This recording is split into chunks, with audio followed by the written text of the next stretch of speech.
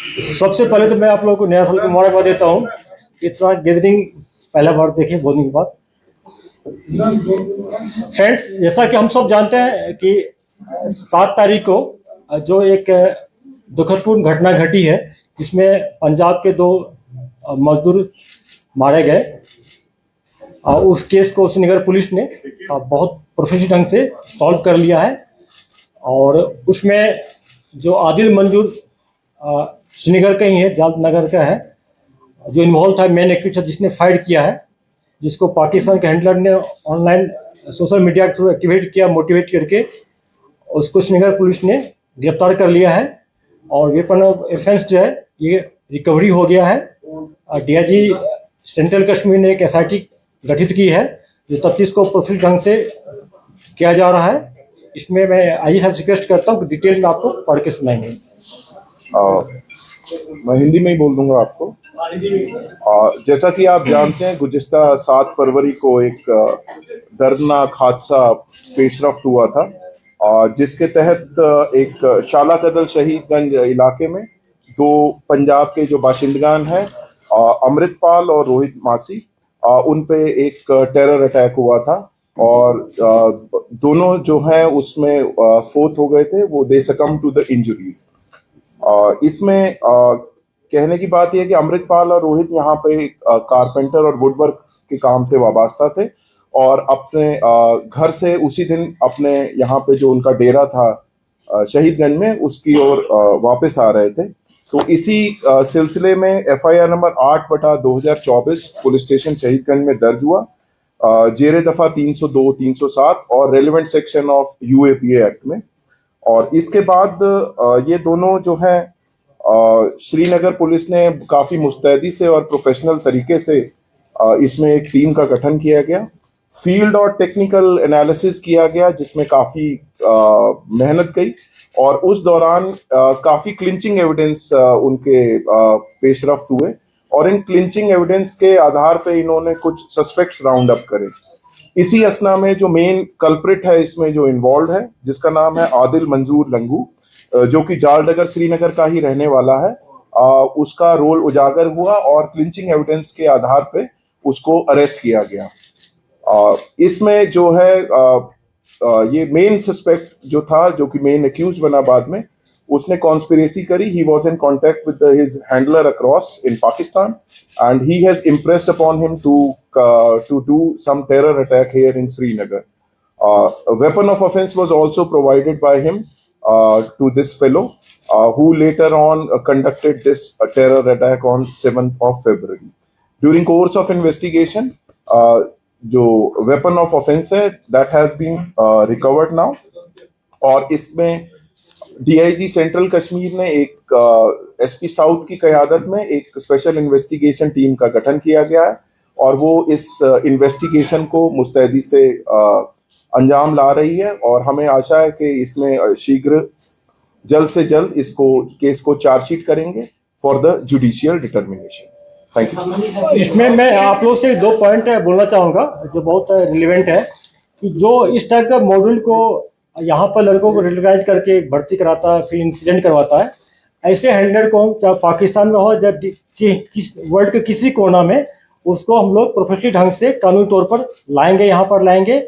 अगर ये handler local ही है, पाकिस्तान में है, तो उनके घर वाले के खिलाफ उनके प्रॉपर्टी पर जब्त किया जाएगा, हार्ड एक्शन लिया जाएगा।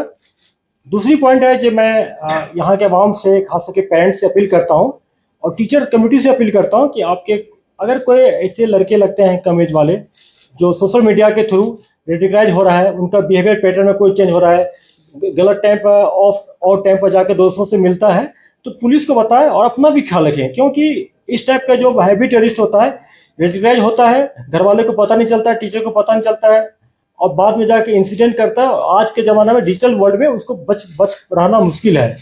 हम लोग हर एक मॉड्यूल को बस्ट करते आ रहे हैं, इसको भी किए हैं, आगे भी इंसिडेंट को उसको बस्ट करेंगे और हार्ड पनिशमेंट दिया जाएगा कोर्ट, ऑनरेबल कोर्ट के थ्रू।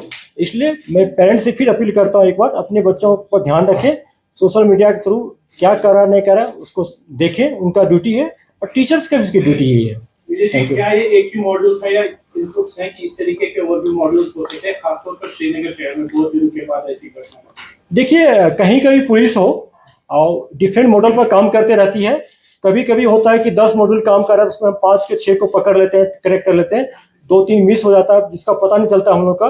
ये प्रोफेशनल हैजार्ड है। ऐसे मॉड्यूल इंसिडेंट करने में कामयाब हो जाते हैं। ये सिंगल मॉड्यूल के तहत किया गया था, लेकिन पुलिस अभी भी बहुत सारे मॉडल पर काम कर रही है। इसी चलते प्रिवेंटिव मेजर हम लोग ले पाते हैं, इंसिडेंट को रोक पाते हैं।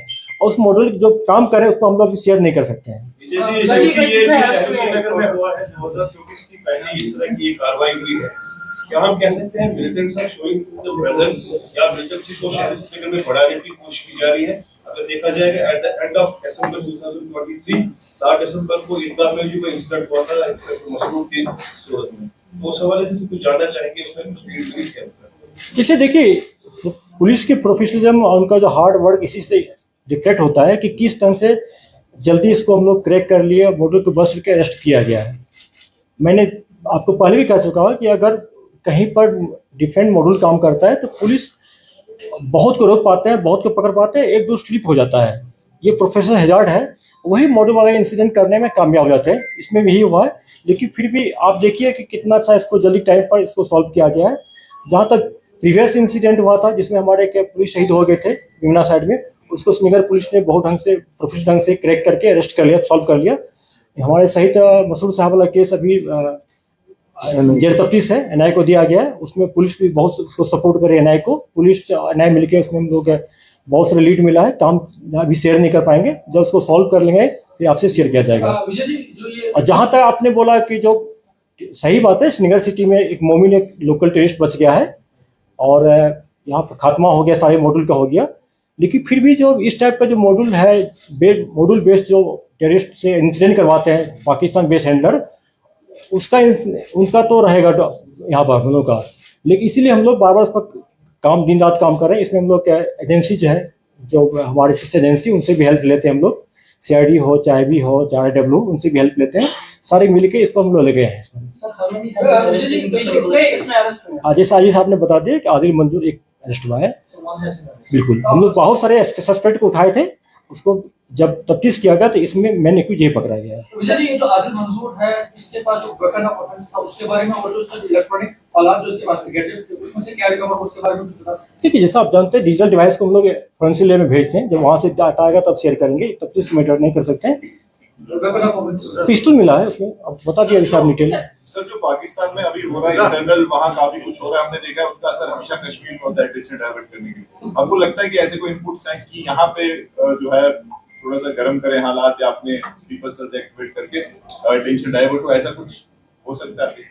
इसलिए 1-to-1 शेयर करेंगे, पब्लिक डोमेन में शेयर करना ठीक नहीं है। केस की क्या फाइंडिंग्स है? उसमें भी पुलिस कॉप को टारगेट किया, बिमरा में पुलिस कॉप को टारगेट किया गया। जो इस तरह के मॉड्यूल्स है आना और फिर रीसरफेस होना 30 और 45 दिन के बीच में, इस तरह के मॉड्यूल्स को और इस तरह की जो रीसरफेसिंग हो रही है टेररिस्ट की, क्योंकि पिछले 5-6 महीनों में हमने किसी जगह कोई बड़ा इनकाउंटर देखने को, श्रीनगर में 2 साल से कोई इनकाउंटर नहीं हुआ, बट हिट एंड रन जो केसेस है वो 5-6 आ गए हैं श्रीनगर सिटी में। देखिए, एक सच्चाई है जो हम सबको एक्सपेक्ट करना पड़ेगा। 2020 में एक महीना में सिर्फ 48 टेररिस्ट मारा गया था। आप लोग दिन रात जगह रहते थे पूरा, उस टाइम नंबर बहुत था। अभी पूरे कश्मीर में टोटल आपको 25 लोकल टेररिस्ट बच गया है और 25 से 30 FT है। टेररिस्ट जो भी है भी तो हाई रिचेज पर बैठे तो भाग गया। तो टेररिस्ट का नंबर एक बहुत ड्रास्टिक कम हो गया, तो इनकाउंटर भी कम हो गया। फिर भी इनकाउंटर्स हुए हैं। लास्ट देखे आपकी कुलगाम डिस्ट्रिक्ट में एक जगह ही 5 टेररिस्ट मारे गए थे।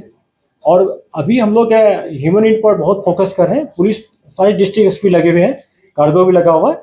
ऑपरेशन आने वाले दिन में अच्छे ऑपरेशन पाइपलाइन में होंगे। ऑपरेशन सर, इस केस में जो अभी तक आपसे सुना सोशल मीडिया का रोल है, what's being done to distract the social media और उसका यूज, उसका इन्फ्लुएंस, उस पे प्लीज क्या करें? देखिए, पुलिस जो कर रही है पिछले 4 साल से आप लोग शेयर कर रहे हैं, आप सब पता है। लेकिन मैंने इसमें जो मेन एस्पेक्ट को आप मिस कर रहे हैं, मैंने पेरेंट्स से अपील किया, मैं टीचर कम्युनिटी से अपील कर रहा हूँ कि आप बच्चे जो है अगर सोशल मीडिया को यूज करने के बाद उसके बिहेवियर पैटर्न में चेंज आ रहा है। जैसे आप सबको पता होगा कि 2021 में जब एक बैंक मैनेजर को हैवी टेररिस्ट मारा था, सोपियन डिस्ट्रिक्ट का लड़का था, और जब उसको पेरेंट्स से बात किए तो मैंने पर्सनली बात किया, तो उन्होंने कहा था कि जो लड़का मेरा रात में भर रात सोता था, वो ऑनलाइन काम करते रहता था।